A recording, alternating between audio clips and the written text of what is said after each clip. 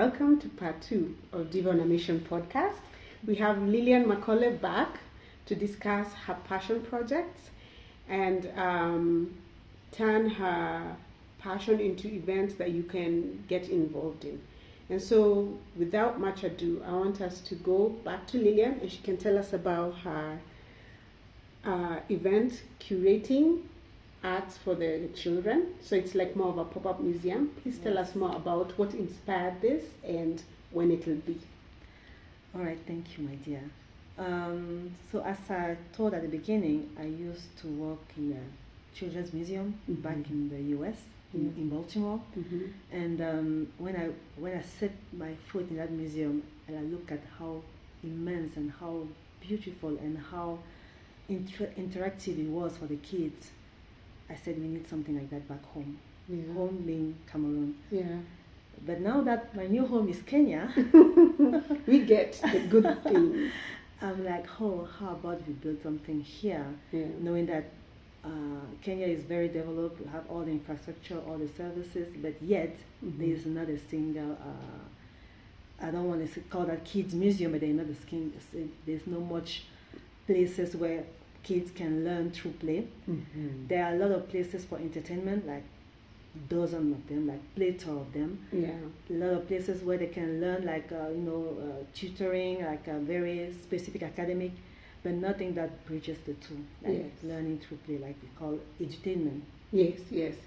And so the idea is to bring a platform, to offer a platform, a place for kids and family to bond and to get to the place where the kids can be excited about learning through art, learning something about art, learning about anything that is STEM, and history about Kenya, but again in a fun way, so that you want to remember, so that you want to stay in that museum. It's not just a museum, or just it's an interactive play, hands-on museum where kids can really learn. The whole idea is to learn through play and to foster lifelong learner. I love that. Yeah, and it's a baby project. It's still in the shell. I'm still working on all the business plan and the pitch deck and everything. But now on the Sunday, I will be proposing like a pop-up museum.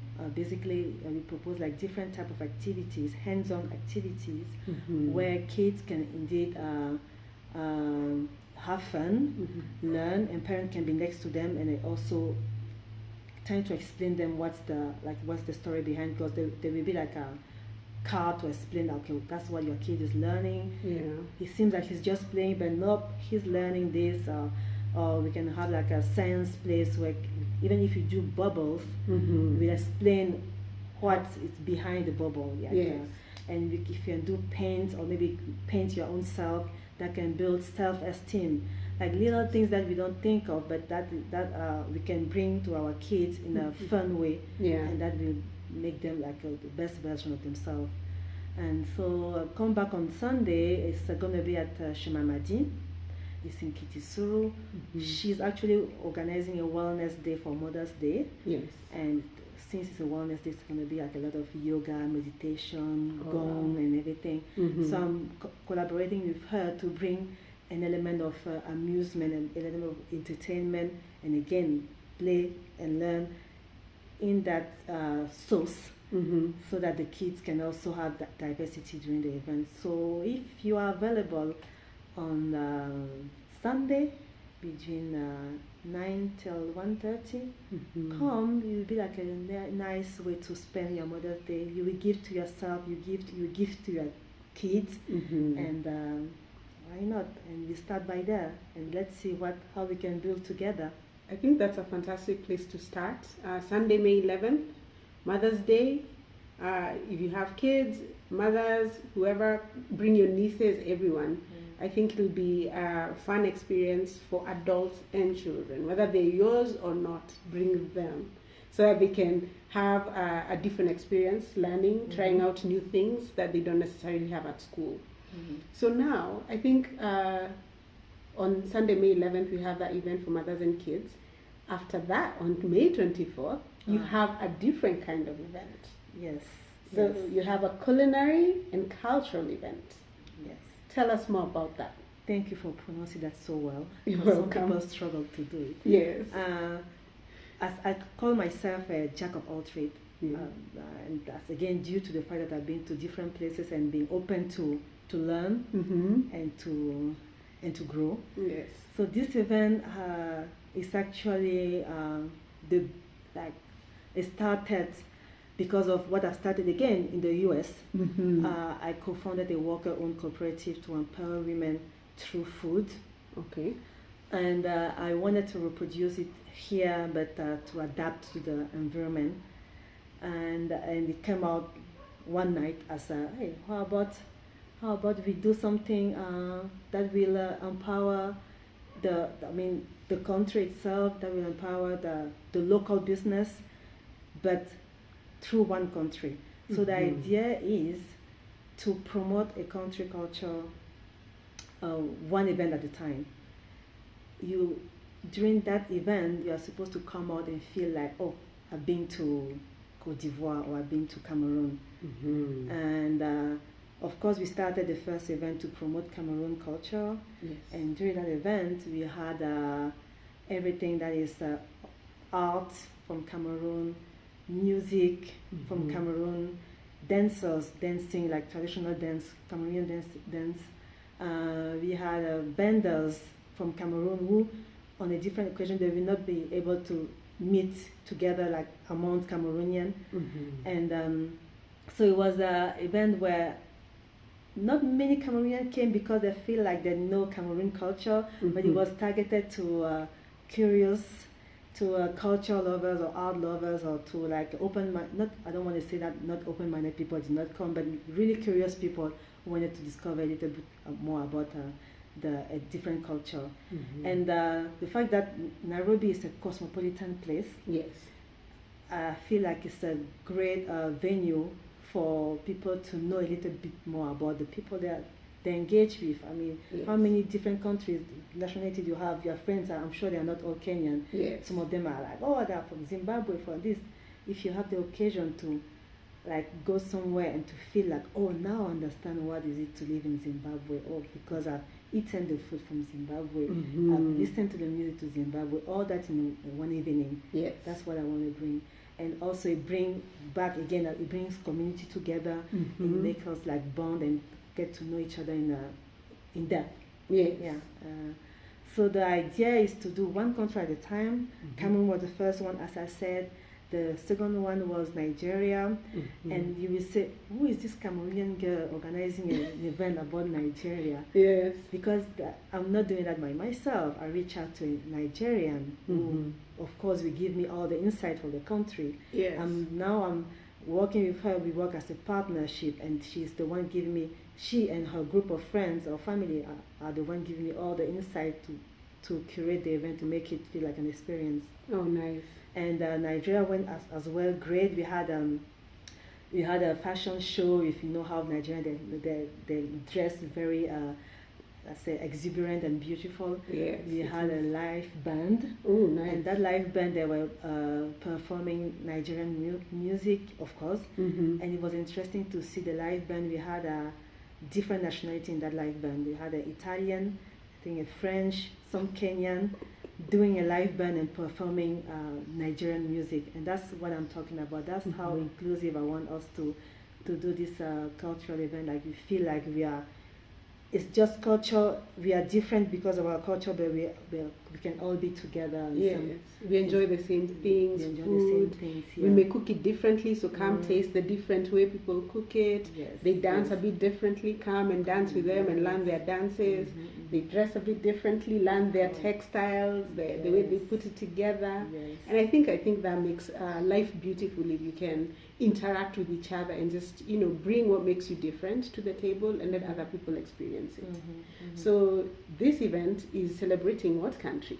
So this in a couple of weeks, in 2 weeks actually, we are celebrating Senegal On May 24th. on May 24th, Yes. and it's going to be in Kitisuru. It's in a Saturday from 5:30 to 10, Mhm. and for this one, I'm releasing the baby away from my hands, and I'm saying, okay, let's bring more partners, let's be less inclusive and just having like Senegalese vendors, and that was the idea before. But now I'm open to have like because at the end of the day we are in Kenya, yes. to have like different vendors and getting to mingle with those Senegalese vendors. It brings more variety to the public, to people who will show up. Yes. And we will have a fashion show this time. We will dress like we have to dress to impress. Oh, nice! I like that. There's going to be a contest to the best outfit, and we have of course the dance. We have like different dance from Senegal, bala, judo,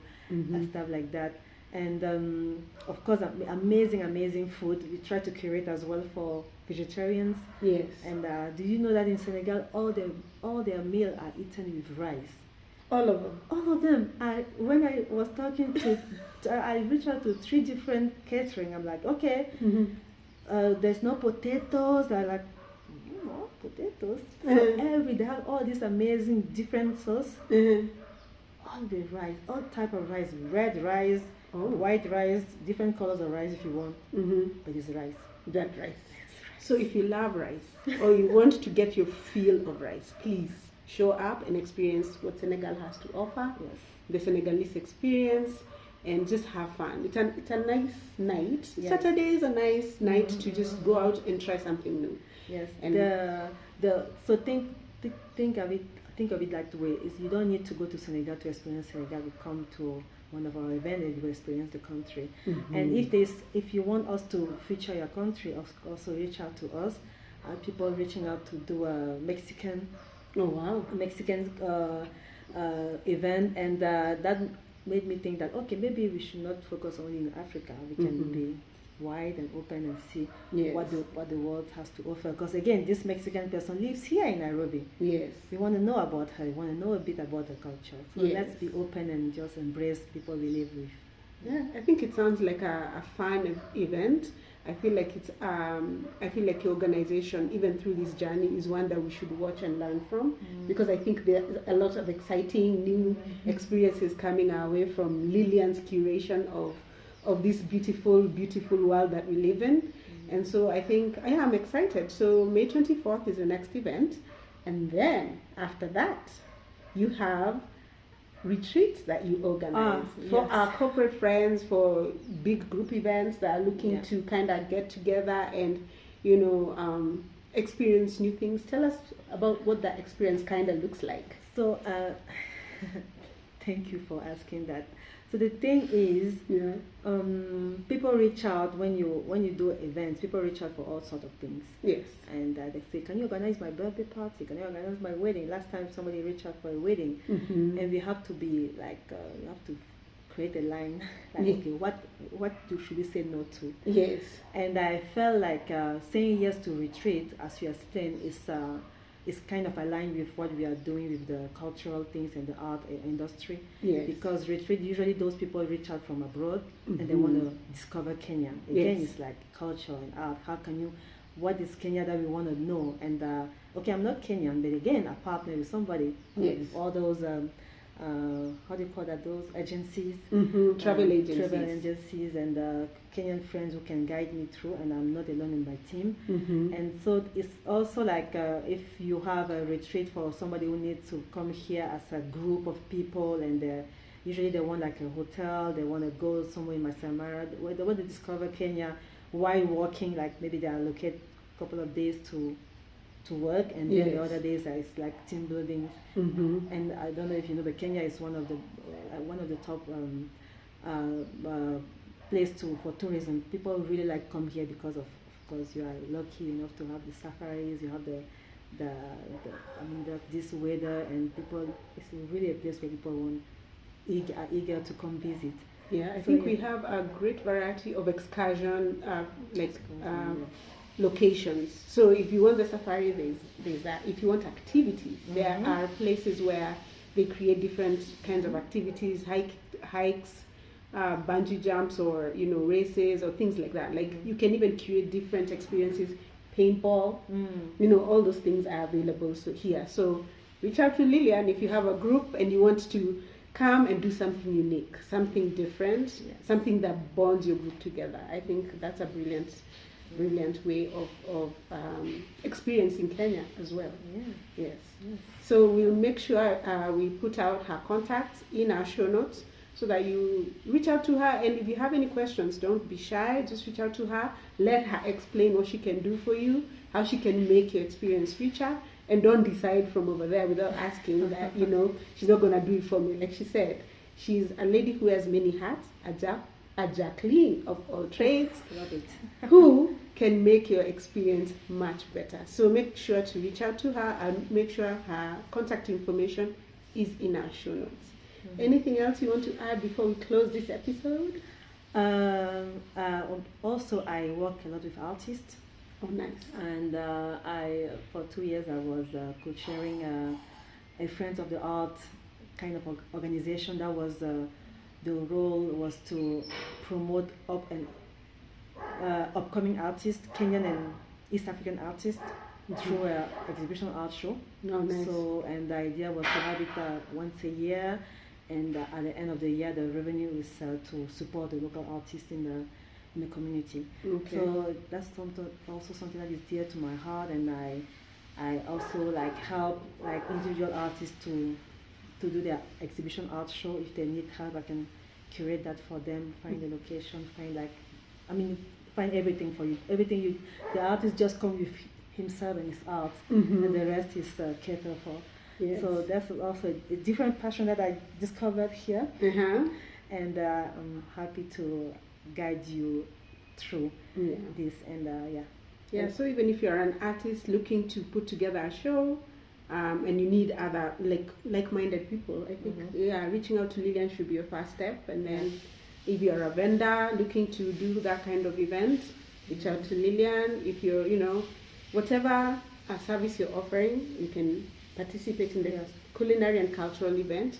You can participate in the visual artist events that she's curating. You can even participate in the pop-up museum for children that she's also looking to start up here in Nairobi, Kenya. So feel free. If you have any ideas that are aligned with what Liliane is about, I think this is like God making things align. So I think, because also sometimes, we sit with our problems and you're like, oh, I don't know someone who does these things, but all it takes is an episode such as this, and maybe you find your tribe. Yes. So, because I feel like that's also how we met. It's just aligning. I'm looking for someone to interview. You're looking to highlight your events, and I feel like all this works out for the greater good. Perfect. Yes. So this is the end of episode 2 with Liliane Makole. Stay tuned for episode 3. We have a nice surprise for you. The hat that tops all hats is coming.